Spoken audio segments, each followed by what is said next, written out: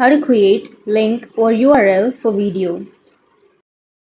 So if you want to create a link or URL for a video, then what you need to do is first open up your Google or your browser, anything that you're comfortable with. So I'll be here with my Chrome browser. Once you're here on the browser, you just need to simply go with the search bar and search for Mediafire. Once you've searched, now here on the first you will have www.mediafire.com. Tap on that and it will take you to the website, right? So now you just need to simply tap on upload files now, and you need to tap on the left side of your screen and now tap on the upload option, which is here on the upper left, and tap anywhere on your screen to upload and tap on media picker, which is on the bottom, and choose an image or a video. So in my case I'll be choosing a video. Once you choose the video, now it will just verify and it will load to 100%.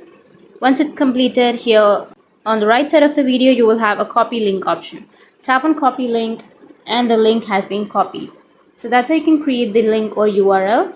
Now you can go with your WhatsApp or Messenger, anything that you're comfortable with, and you can go and send that.